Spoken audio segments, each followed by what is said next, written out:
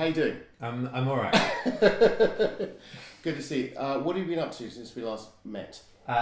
Trying to grow a beard, but not doing as well as you. I can't remember when I last saw you. Where, was it at Celador? We met. I wasn't going to mention it, but we did meet in the toilet. The one that Oscar Wilde used I like to break the ice. Yeah. Yes, exactly. We That's did. right. Which is now. Is it still going? I haven't been there It's for. still there. Yeah. Yes. Fantastic. It's brilliant. And Paul's involved still. Yes, Hello, Paul and Paul. Gordon. Hello, Excellent. Paul and Gordon from Celador. Yeah, they are still running it. Are you still performing then? No, I haven't performed there for probably about 5 or 6 years. I think now. Mm. Yeah. That was a good gig though. It was nice. It was really interesting because I used to sing usually on Friday nights there, so it was quite a busy night. Yep. A small place, obviously, used to be Yep. a toilet. Yep. And you're very, very close to the audience, and it gets rowdy on a Friday night, and Yep. so you've got to choose crowd-pleasing songs. Yes. And really, this is my new ballad. You don't really get to do that. And it was a great stomping ground, actually. I learned a tremendous amount. But it also nearly killed me and my voice, I have to say. Okay, It's a bit of a double-edged sword. Right. And I found myself sort of disappearing after 10 months of doing that every Friday. Oh, really? Yeah, and retreating from performing for... I mean, that's not the entire reason why I retreated from performing, but it certainly was a factor, just because it was enormously full-on. And, you know, you're having to stand on the table to get people's attention. And Yes. it was one of the first times I really realised how the job is to be a facilitator for other people's, often the job is to be a facilitator for other people's fun and other people's night out, and it's not about you. No. Unless you are some enormous star, like Barbara Streisand or something like that, it's seldom about you. Yes. And that's a big learning for a performer. Yes, absolutely. Yeah, I'm still learning myself. That's really ego. I don't say I am pleased about this. I'm not necessarily pleased about this. That's it. So, have you tailored? I'm going off piece now. I've got a whole list of questions. And it's gone, right? That's it. It's gone out the window. Fine. Exactly. So, do you tailor your act? Do you tailor your mood or approach to the venue and to the audience? Yeah. Yeah. It's exactly what cabaret is good for, Right. I think. Yeah. I was talking to some TV people the other day, and I was telling them about my friend Kirsty. And Kirsty, if Kirsty sees this, I tell people this story all the time, and I'm not going to say her surname for reasons which will become clear. When I met Kirsty, she had been in The Lion King next to Celador for 9 years. It was so close. Yeah, so close to the big stage. Yeah. She'd been in The Lion King for 9 years, and she'd done the same part for 9 years, 8 shows a week.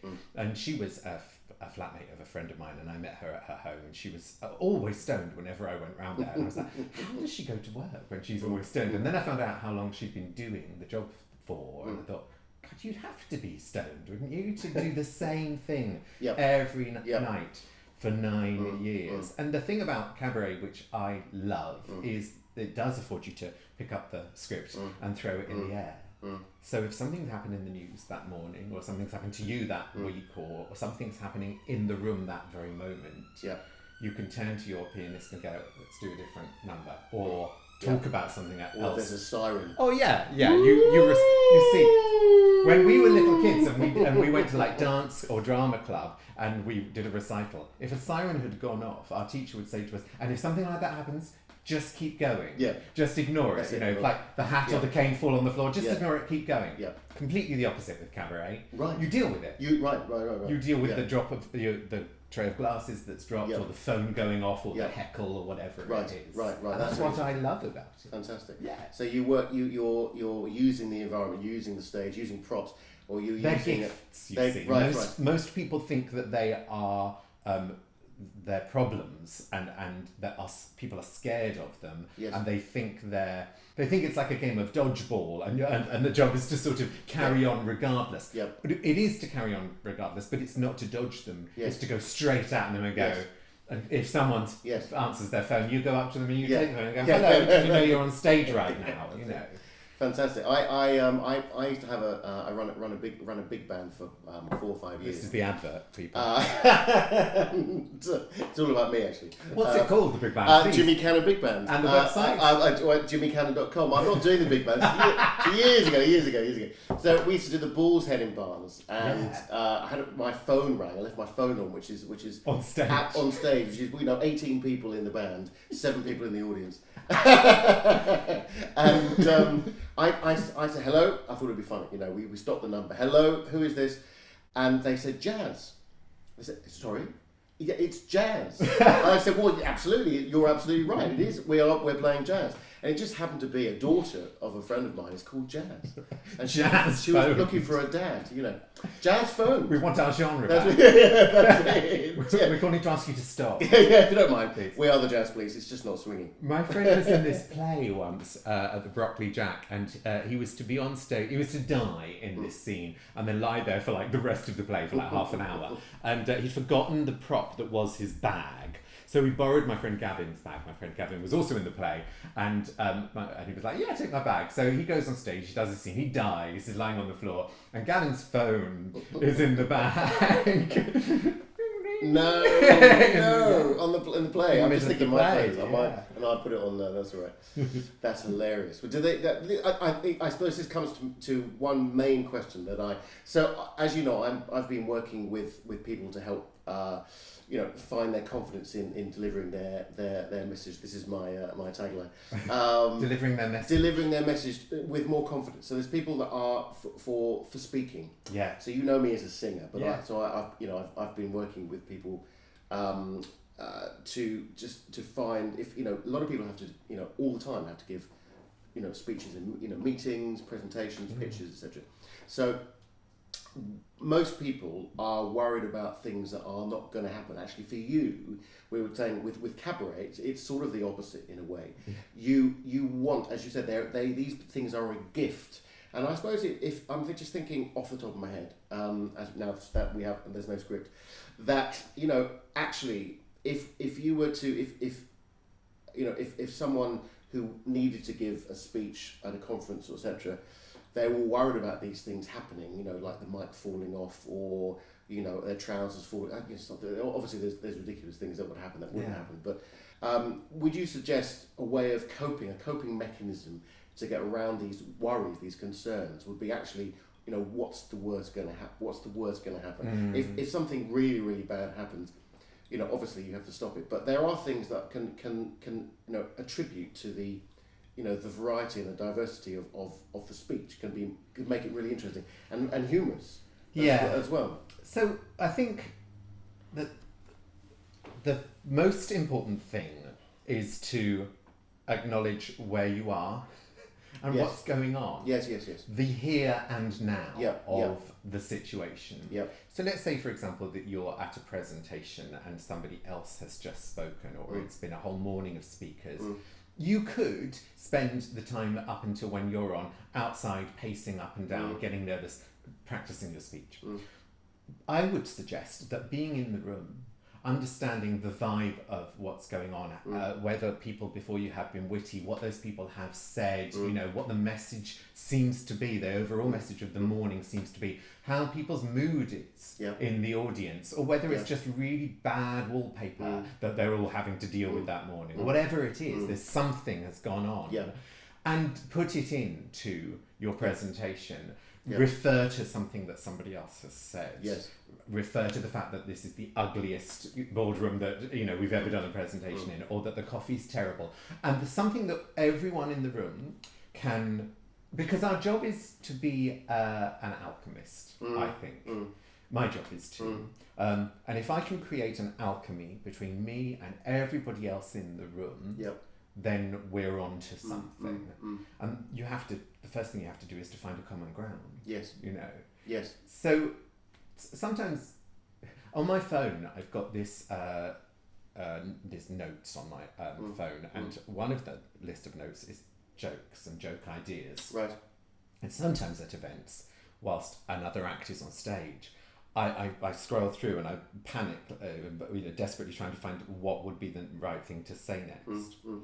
Whenever I'm doing that, instead of absorbing what's happening right now on stage. Yeah. You know? Yeah. If I do the latter, if I absorb what's happening on stage, there will always be something to say. It's a risk, though, isn't it? But yes. but that's part of it. Yes, it is a risk. Yeah. But the payoff for being that brave is always better than this is what I know works because I did it last time, or I did it last year, or I did it last month, or it works with this sort of audience. Don't do your audience a disservice of thinking that they're any kind of audience. Yes. You don't know these people, and you don't know their lives, and you don't know what's happened to them this morning. Don't think you do, even if you've been doing this for 30 years like I have. You know, get in the room. What excites you about doing what you do? Your very little. What do you know? I mean, okay. Do you have to? Would you say? I mean, you talk about when you're teaching and your shows, etc. You talk about putting a you talk about the fourth wall, and you talk about your persona. Yeah. You talk about, I think you use another phrase actually, I can't remember what that's called, but the golden thread. Yes. Yeah. The golden thread. So tell us about the golden thread. Well, the golden thread is connection. It's what's linking me and you to each other right now. Right. And what that is, as you know, is everything that's happening between this man and this man. Everything right now. Yes. Facial expressions, whether we're looking at each other, the way you're sitting, the way I'm sitting, how long we've known each other, how long it's been since we saw each other last, whether I find you attractive or not, our differences in age. Do you find me attractive? Yes, I always have. Good answer. Yeah. So the golden thread versa, by the way. The golden thread is everything. Yes. Basically, but trying to unpick it and acknowledge the importance of it and to keep it taut. Yes, to keep it taut and to keep it and to not let it snap. No. So there's this place between this flabby bit of string and this broken because it's got so intense and so that's what you're trying. That's what we're trying to. It's find. interesting. Yeah. How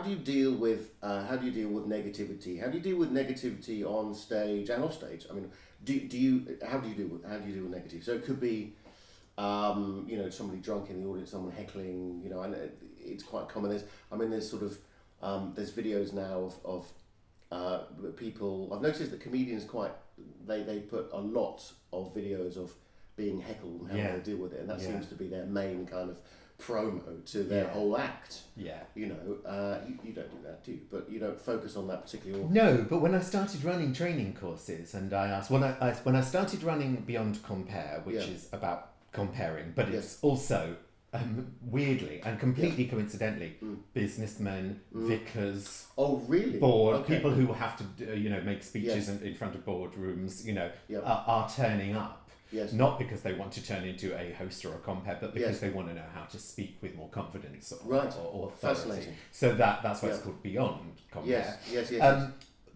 What everybody wanted to know was how to deal with heckling. Wow. Yeah, because I wrote to everyone in advance on the first one I ran and said, I don't know what I'm doing, making this up, so please tell me what you want to know. Because the imposter syndrome is massive right now. And they said, to a man, they all said, I want to know how to deal with heckles. And I was like, oh, Christ, I don't know how to answer that. After 30 years, I don't really know how to answer. So I found myself wandering around toy shops. I did. Just kept wandering into shops and picking up balls. And I honestly, I have no idea. I was just sort of pondering on how am I going to deal with this, and I kept buying like all different sizes and colours and ones that lit up, and they all had different. What is it? When you throw a ball and it hits something, that would they have different impact. Okay, yeah. Interesting. And I just ended up sort of buying 30 balls and putting them in a bag and bringing them along and said, right, everybody pick a ball, and we all just started throwing them around and exploring the impact of this ball on that fantastic. wall. I love that. Yeah. And then we swapped and we found we decided whether we liked our ball, and then I made you throw them at each other at all? No, we weren't allowed to throw them at each other, just wall and ceiling and stuff. Yeah. And just to find the different tensions that they created. Yeah. I think heckling's got quite a bad reputation. Yes. I think people think it's a negative thing, and I think people think that heckling is someone trying to spoil your performance, spoil your night, or better you. That's what I believe most people think of when we hear the word heckling. But my contention is that 95% of heckles are love. They're love. There are a small amount of people who are trying to do all those things I just said, ruin the night, Sure. or be cleverer than. I think the other people have just got rather overexcited. Like if you're like you've got kids, so you've been at children's parties with lots of sugar involved. Yes, of course. It's like you can't give a bunch of people lots of sugar and then be surprised when they want to run around like maniacs and make a noise. Yes. And that's what audiences are like. Yes. They're like a group of little kids at a 5-year-old's party. Yeah. So along with the jelly and the sweets and the Fanta come a few glasses being smashed and, rubbish and mess and screaming and shouting. Yeah. So I kind of think of heckling as like a good thing. If they're that invested, you must. If they're not outside having a fag, then you're doing something right. They want to be involved. You've got them so excited. Yeah. When there is no fourth wall, you've got them so excited that they want to say something out loud. You've got to be doing something right. Now your job is to then hit it back. Yeah, then you become Andy Murray, and the analogy changes. Sorry, there's so many analogies. I love it. Yeah, and then you keep playing until you've won the point. Theme's the same. Yes, and that's what stand-ups are great at. Yes. And of course, they want to show all over YouTube. They're good. Exactly. Yeah, and why not? It is a skill, and not everyone can do it. And it's rare that you're going to get that one person that's completely ruins the evening. It's normally somebody just has a few comments. They want to be loved. They want to give love. A bit of attention. Like kids. Yeah. I've been lucky, and because mainly I'm a jazz singer, and my audience is mainly very serious and. Dead. Half of them or dying. Yes. Exactly. Jazzers really take music seriously and jazz seriously, don't they? Yeah, I know. Yeah, no. There's a lot of people that go along with recorders. They go along and record the gig, and they don't watch the gig. They just sit there reading a book with. Do they ask permission? No. How do you feel about that? I think the reality is that they're just going to go home and to listen to it, in private. Because they're at a certain time of their life. They're not going to, I mean, crikey, if I could, get something from, if they were to be able to sell thousands of records, then... So you could monetize this situation. Well, it's not going to happen. This is the thing, But we have changed, you and I are both old enough to have seen the sea change between... Sorry, I'm now interviewing you. Is that okay? No. The sea change between... I knew this would happen. When we both started performing, people didn't have smartphones. They didn't exist. And asking if you could take someone's photo or bringing a recording along to a gig was a completely different situation to what it is now. People are boldly just filming you, aren't they? Just I can imagine. With your shows, I would imagine there's, because you do a lot of gigs in the centre of London. Yeah. There's lots of tourists, and it's a novelty. Sometimes you do an entire gig. It's one place they do in Knightsbridge, and the gig is about an hour and a half long. Me and some burlesque dancers. So I'm on stage quite a lot. It's sort of me heavy for everyone's delight. And it's a really small little basement. There's maybe 60 people. Sometimes the entire room will just have their phone up in front of their face. How do you feel? Talk about no fourth fucking wall. I mean, I've just spent the evening breaking it down, and you put one. Yeah, up. That's right. It's a fifth wall. Yeah. It's crazy, isn't it? I hate it. Is how I feel about it. Right, fine. I hate it because it's not the experience. And what about people? I've decided personally not to do, or try not to do any, and I'm still open for gigs, obviously. Try not to do. Two things I'm trying not to do is one.